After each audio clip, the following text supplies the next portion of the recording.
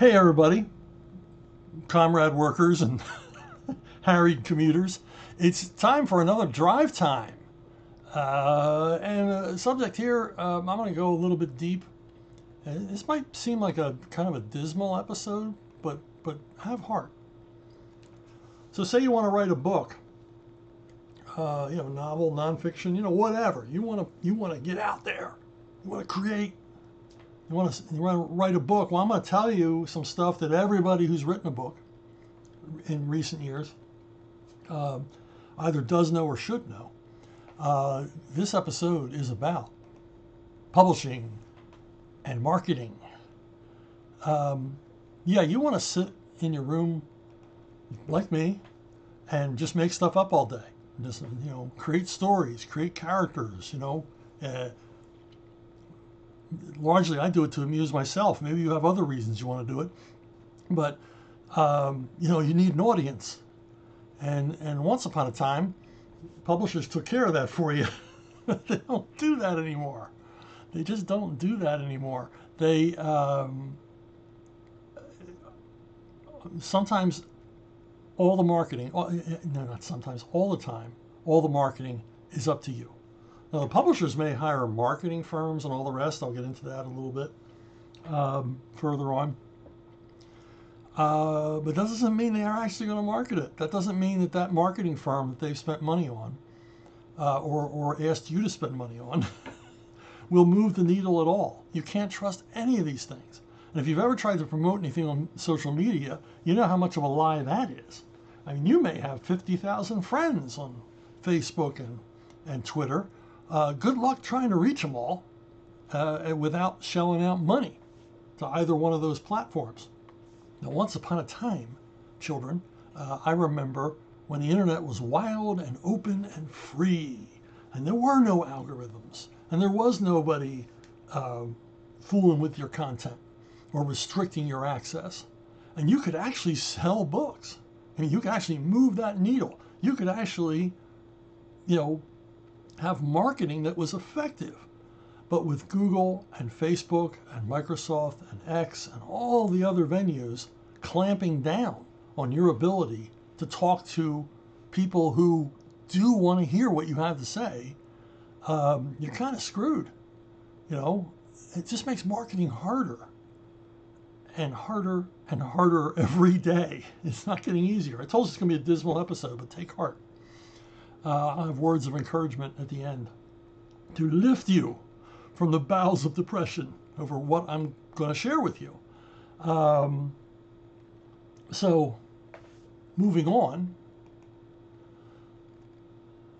Back in the day, I wrote some Winnie the Pooh word books. I worked for a couple of different children's book companies. And I did a little golden book. I did 2 big fat Winnie the Pooh word books. Did a few other things here and there. Did a couple of projects that never saw the light of day. But all of it was paid for by the publisher. Now you're going to go, well, that's how it's supposed to be. It's not how it is anymore. I'll get into that further. Now, for the Winnie the Pooh word books, I didn't work with an editor. I worked with the head salesman at Platt & Monk. And Platt & Monk had the American rights to Winnie the Pooh and also the American rights to Disney's version of Winnie the Pooh. They were the exclusive publishers of all things Pooh. Exclusive to the point where they had sold so many copies of Winnie the Pooh related material over the decades that the Milne family allowed Platt & Monk to display the original Winnie the Pooh dolls, the ones that Milne's children played with. These were on display in a display case in Platt & Monk's offices in New York. I mean, I saw the original Pooh, the original Tigger, the original Piglet. These ratty, moldy, tattered little dolls sitting in a display case. And they should be in a museum in England. Maybe they are now. Anyway, that's the kind of powerhouse publishing company this was. And made millions off of Pooh and other stuff. They had lots of other stuff they were doing. Platt & Monk was a monster in the children's book field. And among others, children's books are were, I don't know if they are anymore, but they were big sellers. Some companies relied heavily on their children's book publications. Random House, Macmillan, all of them. Grosset and Dunlap. I could go on and on. They were not loss leaders. These things sold. They made money. They made money consistently over decades and decades and decades. So I got hooked up with the head salesman at Platt and Monk. This guy was a mover and a shaker. And he sat me down and said, I want to do a Winnie the Pooh word book, like those Richard Scarry word books. I don't know if you Richard Scarry word books were huge, huge, huge, late 60s through the 70s. And they were basically, big hardcover books, not big, thick, but, large, oversized books. And they would feature animal characters in day-to-day life, cooking in the kitchen, driving on the highway, whatever. And they were these big panoramas. And sorry if you know what these are, and I'm over-explaining it to you. But, there would be a kind of a little story on each two-page spread, but then they would have little call-outs to tell you the words for the different things. And this was to build children's vocabularies. And I think, for my money, did a lot better job than Sesame Street. So this guy, his name was Jim Heilman. He's probably long gone by now. I mean, he was in his late 50s when I knew him, in the 70s. So I'm assuming that Mr. Heilman is no longer with us. But quite the gent, quite, very much the New York hard-driving executive type. Always wore a suit, always very presentable, and fast talker. This guy could, charm a canary out of its cage. Not that that would be that hard, would it? He could charm a canary back into its cage. There you go. That's a much better metaphor check. I'm supposed to be a writer. So anyway, I got hooked up with Mr. Heilman, and he said that he wanted to do this Winnie the Pooh word book. That was, just like the Richard Scarry books. Basically take the format and put the Pooh characters in it. And I said, well, that sounds cool. I could write that. I could do that. I was completely conversant with the Pooh characters. And so he said, well, let me get on the phone. I said, well, what's that mean? Let me get on the phone. Get on the phone with who? So he gets on the phone, and it's a real friendly conversation that I can hear from his end. He's sitting at his desk, we went out to Long Island this weekend, and how are the kids? Is your daughter graduated high school? Well, congratulations, blah blah. And it's like, this guy broke up our meeting to call a friend. So to this friend, he explains the Winnie the Pooh book, the word book that he wants to do. And he explains the whole thing, and he's like, yeah. And then it's a lot of him going, yeah, okay, yeah, all right, we can do that. All right, well, great to talk to you, and thanks so much. And I'll see you on the golf course, and hangs up. And I'm paraphrasing the conversation, but that's what it was like. That was the tone of it. And he turns to me and says, Kmart will buy 50,000 copies. So go home and start writing. And I'm like, what? What just happened there? And he goes, oh, I'm longtime friends with the Kresge family. Kresge owned Kmart. And this was the 70s. Kmart was still a big deal. Kmart was still, Walmart was basically just the boarding. And Kmart ruled the roost in the 70s for discount big box stores. And they would buy 50,000 copies. And if he could sell 50, he explained to me, if I can sell 50,000 copies to Kmart, I can more easily sell it into all the other venues. Not only that, he says, I'm going to make this a Grolier selection for the Disney Book of the Month Club. The book, and I'm like, what? Because I knew what Grolier was. Grolier had an ad almost every week in the TV Guide. TV Guide being, at the time, America's most purchased periodical. Millions and millions and millions of copies went out every week of the TV Guide, and in the center was this little stiff cardboard ad for a Walt Disney book club, and a little form you filled out and mailed in for the kiddies or your grandchildren or whatever, and they would get a steady supply of Disney books every month. And he says, I'm going to make it one of their selections. And I said, but they're Grolier and you're a Platt and Monk. And he says, I know, we'll make a deal. And I said, that's like impossible. Why would they let you, another company, encroach on their their business. And he says, no, I'll talk him into it. And he did. And that damn word book sold about 1.5 million copies. So he did another one. So I did 2 of them. I did, oh God. The second one was called Travels with Pooh. I can't remember the name of the first one. I think it was just called the Winnie the Pooh word book. We weren't fooling around. We didn't want to make it complicated. But that's the way things used to work in publishing. Not that long ago. The publisher paid all the bills up front, paid for everything, and marketed it. Marketed the hell out of it because they wanted to make money. They wanted to make that money they paid you back plus lots and lots and lots more. And so it was a business, which just doesn't seem to be anymore. Now let's move up to the 2000s. I get approached by Brett Smith, my good friend Brett Smith, and he's got Peter Schweitzer on the line and Breitbart people on the line.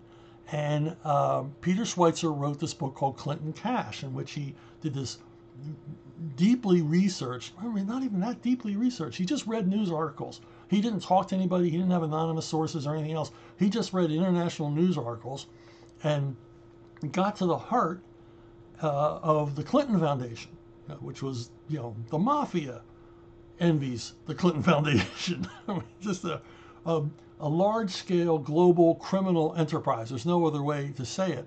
And all the stuff that Peter Schweitzer found was public knowledge. He didn't need FOIA requests or anything else. The foreign press was talking about the stuff. Anyway, the Clintons ran it up to their necks, and they thought the book was a bestseller, and they thought, hey, what if we did a comic book version of it, a graphic novel version? And so Schweitzer said, yeah, okay, well, what would that look like? And I talked to Schweitzer on the phone with Brett Smith and I think one of the Breitbart people. And I was like, hey, I think the only way I can explain how I want to do this is to write some sample pages. I'll write some pages on spec. So I wrote like the first 5 pages, script of the first 5 pages. And what I did was, the book is fascinating, but it's kind of dryball because it's all numbers and people getting on and off planes. And, it doesn't translate well to comics. So I took a National Lampoon approach, not a Mad Magazine approach, but a National Lampoon approach. In other words, the comic was going to be presented straight. It wasn't going to have like funny characters. It was going to be it would look like a straight up dramatic comic. But the content, the captions, the word balloons, everything else is where the humor would come from and the information as well. But I wanted a lot of humor in it. And so I wrote it. It was crazy. I just went over the top with it. And I said, this is the only approach that's going to work as a comic. Otherwise, nobody's going to read it because it's not going to look interesting. It's not going to be interesting. And I want to explain the more complicated issues in the book in a way, in comic book form, to make them clearer for the reader. Absolutely clear. So if I'm going to impart all your information, but I'm going to make them laugh too. And what I liked about this approach was, it also worked as a parody of the comic book medium. So Schweitzer loved it. He totally got it. And he said, just go crazy. Just go crazy. Do whatever you want. Just, if this is the tone, I love this tone, go for it.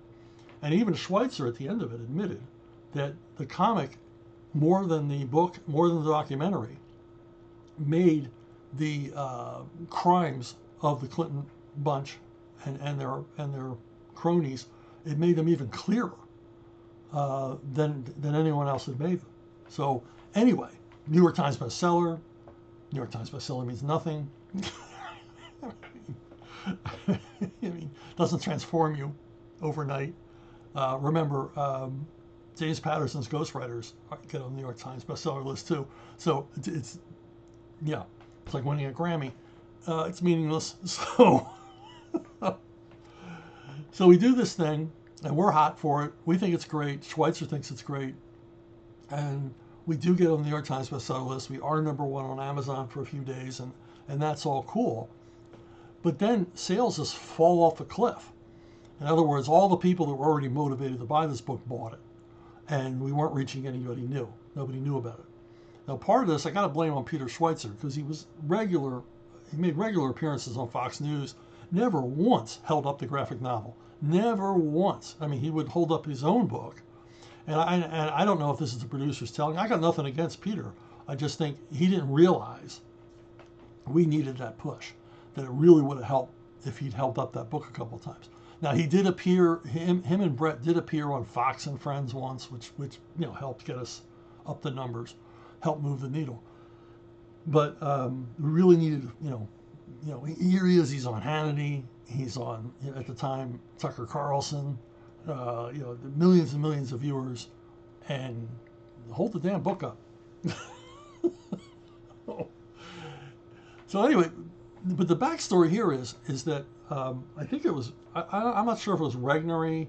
We went through a couple of publishers because the first publishers we went to were terrified of this book. The comic, they wouldn't publish the graphic novel. They said it was a lawsuit waiting to happen. And we did make some alterations to the book to avoid lawsuits. We took a whole character out because apparently this character in real life just loves to litigate. And so we just kind of took him out and replaced him with some generic no-name person. So we landed a publisher, but that publisher's not going to pay for anything. They're not going to pay, even though this has got bestseller written all over it, and there's lots of money to be made. They're not going to do it. So Breitbart puts the money up for us to do the book. They paid all the bills, and then they told us that they were going to market the hell out of it. So they hired a marketing firm who did nothing. I mean, the marketing firm was at work for 2 weeks, and Brett and I realized our sales haven't gone up by one copy with these clowns on board. I mean, what are they doing? I mean, I'm not seeing any promotion on the internet. I'm not seeing anything anywhere that these marketing people are doing. And I'm a lifelong conservative. Wouldn't I be seeing the end product of their marketing once in a while if they're actually marketing it? And so we got with Breitbart, and Brett and I demanded a conference call with the marketing people. We found out they were utterly clueless, completely freaking clueless. They had no idea, and basically they had to confess they had done nothing. Now, these people were, we're talking like hourly wages you would pay a top attorney for these people to push the book, and they had done nothing. They understood nothing about the book. I was convinced they'd never seen the book. And they had no idea of where to go. And basically, Brett and I laid out a game plan, a war strategy for them. Look, you need to do this, and you've got the energy and the power and the people to do it. It turned out they didn't have any energy. They might have had all the power. They certainly took all the money, but they really didn't do anything. So you can't trust marketing even when you hire someone else to do it, as hard as it is. I guess marketers know it's hard, so they just don't bother. And by doing this book, I learned a lot about how books are done. Publishers don't pay for anything. There was because I got into this world and I was hearing from more and more of these people, meaning conservatives who were publishing books. I was, in communication with, people, and one guy told me that he wrote a book, and he was a well-known person, appears on TV all the time. He's one of those talking heads you see. And he wrote a book on a particularly controversial subject, and he put up the money to publish it, and he went to a publisher who publishes a lot of conservative content. And he made the mistake of saying, now, when you print the book, I want 5,000 copies. I want to buy 5,000 copies at cost, because he was going to give them away. He was going to do this. He was going to do that. But he wanted 5,000 copies, I guess, for his own book tour or whatever, and to mail out for reviews, blah, blah, blah, blah. I mean, you do that when you publish a book. You publish copies for yourself. And the publisher said, oh, yeah, we can add 5,000 to the print run. Guess how many they printed? They printed 5,000. Now, this book potentially wasn't going to be a huge monster bestseller, but there was an audience for it. But the publisher just thought, hey, we're just going to print 5,000 and make this guy pay for all of them.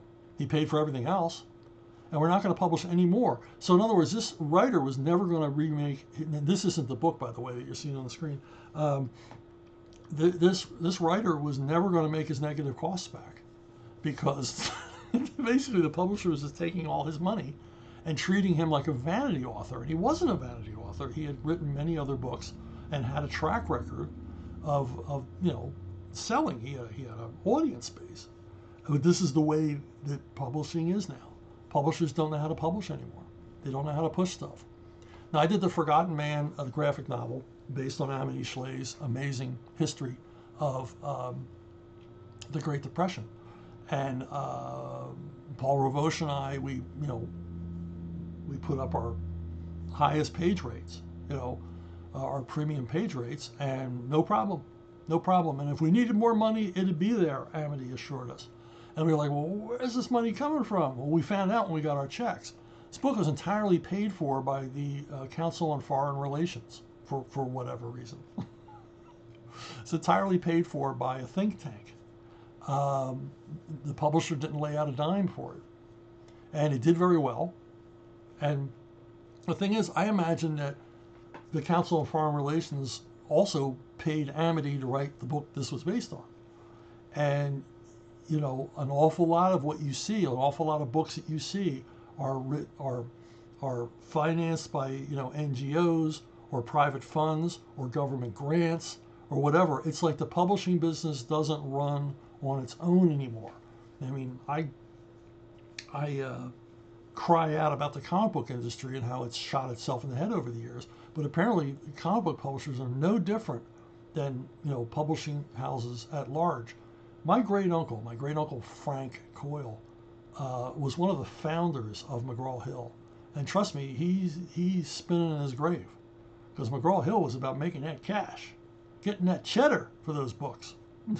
They were a business, and it's just not like that anymore. Is that dismaying or what? So if you want to go to a publisher, first of all, you need a literary agent, which are almost impossible to get. And secondly, you got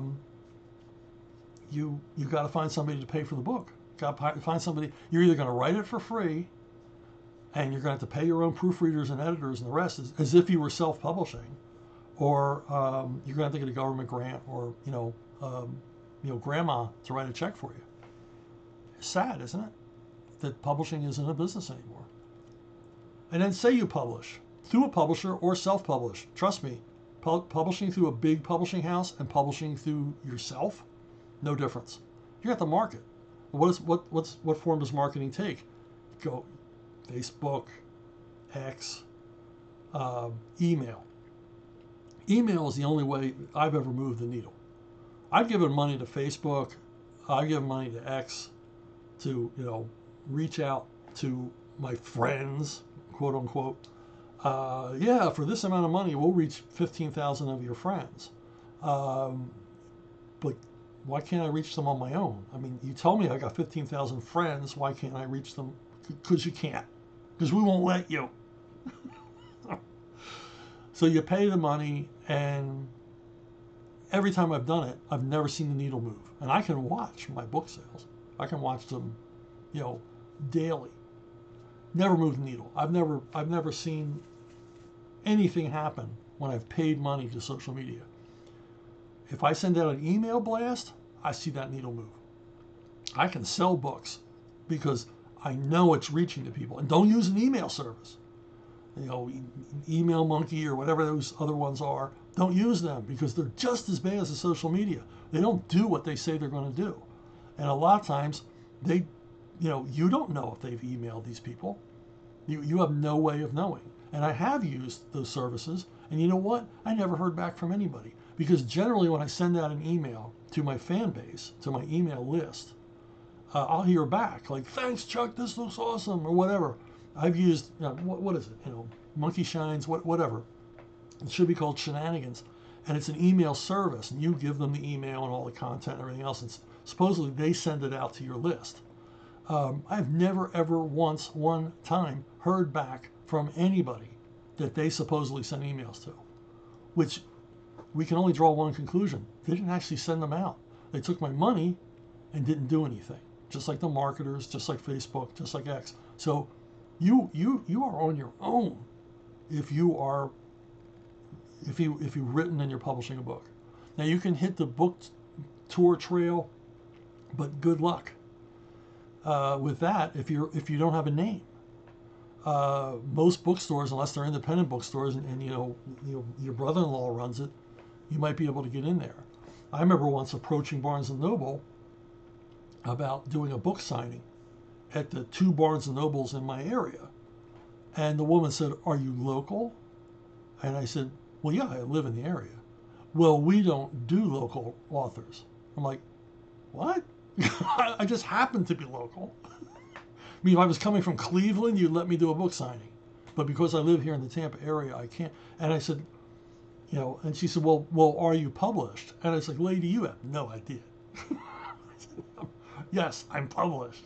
I couldn't get any further than that. She treated me like I was, some bum off the street. And I was dressed nice. I'd even showered that morning. So there you got it, a further uphill battle in your fight to get your book noticed. And it gets worse. It gets worse. AI has arrived, and AI is writing books. I don't mean AI is writing a few books. I mean AI is writing thousands of books every day. Every day, thousands of books hit Amazon. Ebooks, Kindle, audio, all of it. And some of these are literally written overnight by AI. Some guy out there says, "Hey, I want to write a book about this. I want to write a book about the Crimean War as seen through the eyes of a Russian." AI will write it. AI will write it, and he's ready to publish the next day. And you can do that every day of the week, every week of the month, every month of the year, forever. You could just produce books constantly. And I've seen the results, and they're frightening. It's nothing I'd want to read, but it's certainly readable. And a lot of times it makes sense, everything else. So you are up against AI. Now, when you see an AI written book, it won't say it's, written by AI. It's, it's written by Dudley Lambuster, or whoever, Joe Slobotnik's, Guide to Minor League Football. It's written by AI. And even more depressing, there are New York Times bestsellers, legitimate, fiction writers who are using AI. Not only are they using AI, but when they get caught out on it, they don't apologize. Because as I hear over and over and over again within my writing community, it's a tool. AI is a tool. It's the same as a pen or a keyboard. No, it's not. No, it's not. AI is like having a third-year literature major locked in your basement. You're forcing them to write your shit. It's not a tool. It's someone else doing it for you. In this case, it's a machine. Now, a good friend of mine, he's been playing a lot with AI. In fact, he says his AI program is his new best friend. And I tried not to sound hurt. And he fed stuff of his own into this AI program and was pleased with what came out the other end.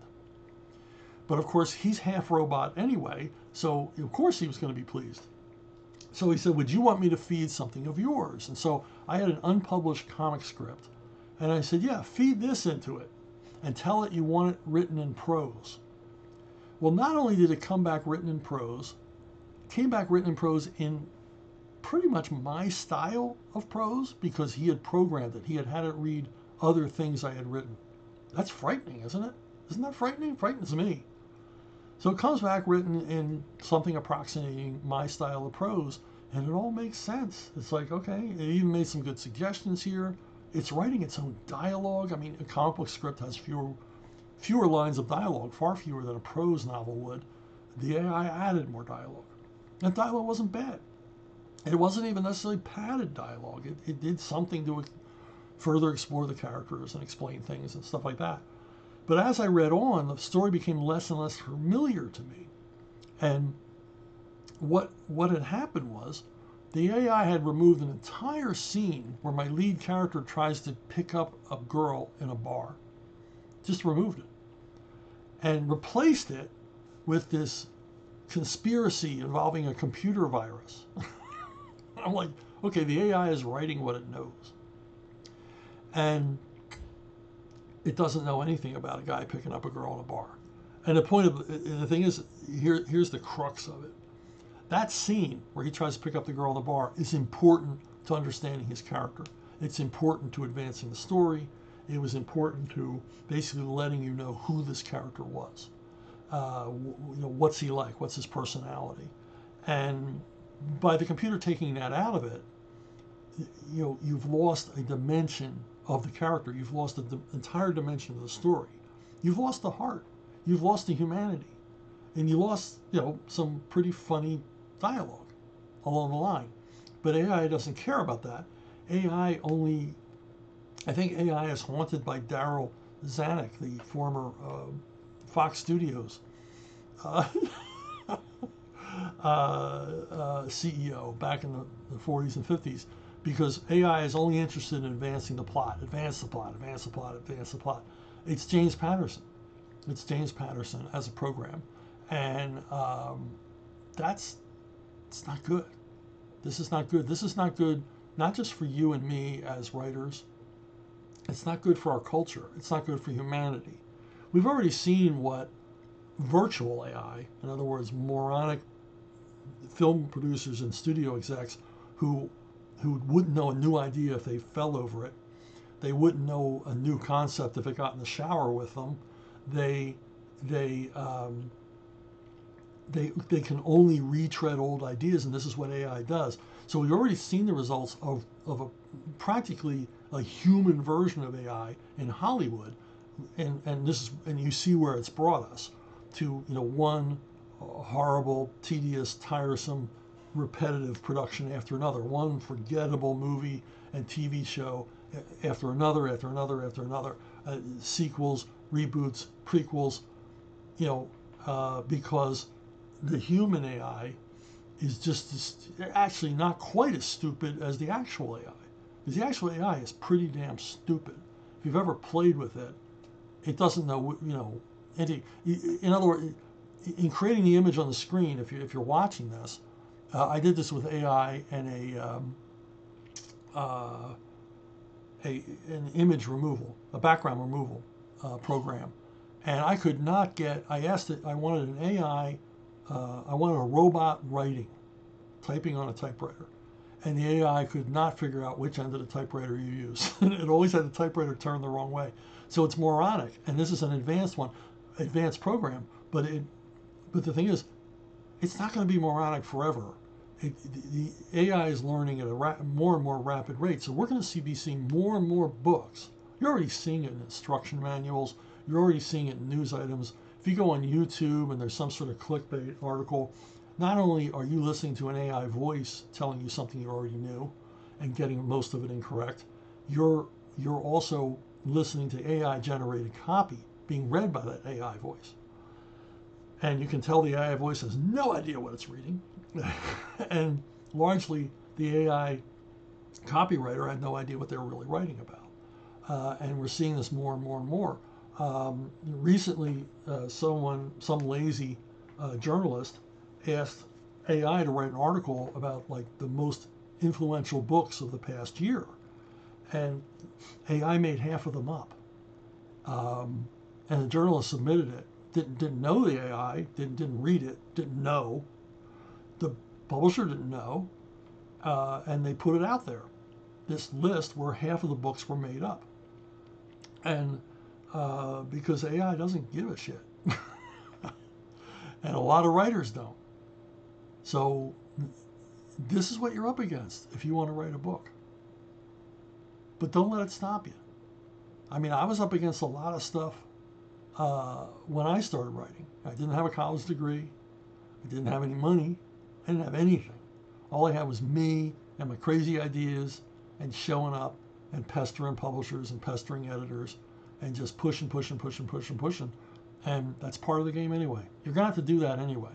Is it a little harder today? Yeah. It's easier to publish a book. You can self-publish a book, so you can at least have a book in your hand,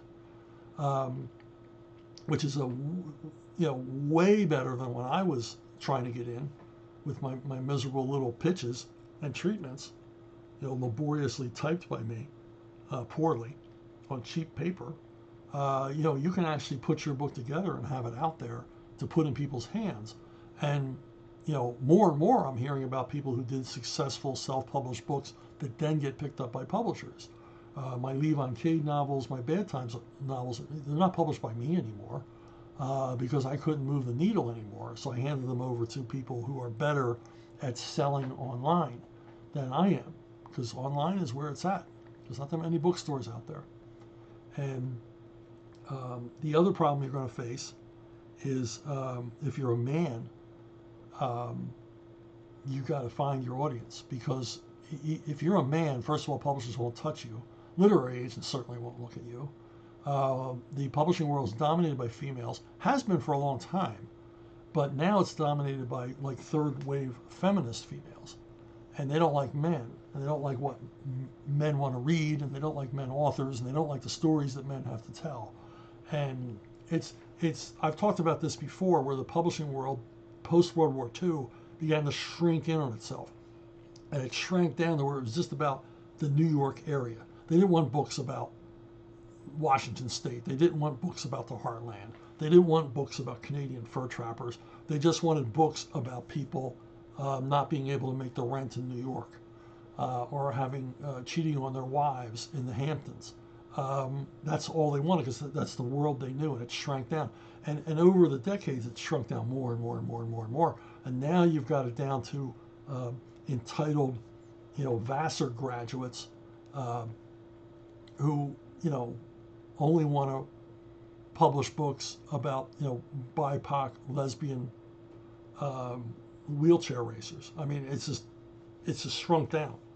And so there's no, the reading market for men, young men, any men, has shrunk as well. So you got to put that in perspective. Also, I mean, decent books for women are pretty much gone. If they don't fall into the feminist whatever, you're not going to reach market through a publisher.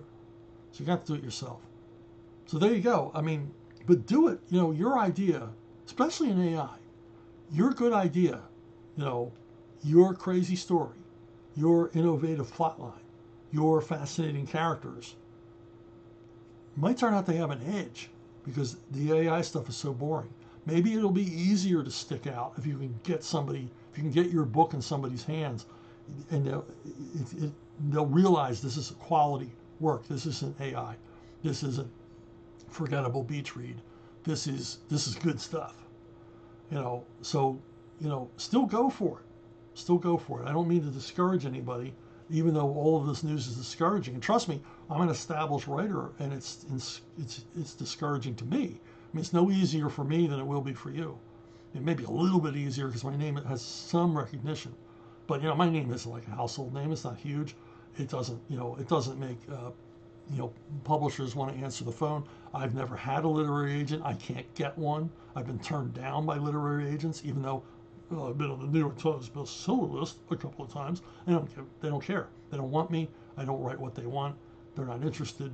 They don't want to embarrass themselves by showing up at the publisher with my macho nonsense, my male fantasy screeds. So anyway, I could go on and on and on, as you can probably tell. But take heart. If you want to write. Don't let anybody stop you. All you need is the burning desire in your gut to tell a story, and just write it and get it out there. And, you're going to discourage yourself enough in the writing process. You don't need any outside influencers, and certainly don't need me. So I am saying, do it. Let's fight the machine. Let's fight the robot writers. Let's fight AI until it becomes a brand name that's poison in the publishing world. I look forward to that day. Hey, I got some postcards. I got 5 postcards. I only pictured 4 here. There's one as a surprise. And all you need to do to get them is go to Subscribestar and become a $5 member. Subscribestar basically helps me pay my artists for all my creator-owned things. I don't get paid. I've never been paid for 7 Deadly Sinners or something big, or My Sister Supreme. I've never gotten a paycheck. you folks have paid for it with your contributions to Subscribestar. So I'm able to pay my starving artists wages to produce the amazing comic book work that they do. And what do you get from Subscribestar? Well, every month you get digital goodies. I'll send you unpublished scripts, packages, digital packages of art and story, of stuff you can't see anywhere else. When you initially join, I send you a package of randomly picked tchotchkes and signed comics, worth far more than your initial $5 monthly fee. And occasionally I will send out physical goodies like this. My $5 subscribers will get these 5 postcards signed by me for free. And I think it's a pretty good deal. They also, when My Sister's Prima #1 came out, they all got free copies of that. So there are benefits beyond the fact that you can pridefully point to some of my work and say, I helped that guy do that. I paid for some of that. So there you go. That's it for me this week. I hope I didn't crush too many dreams. And I will see all of you hopefully down the road.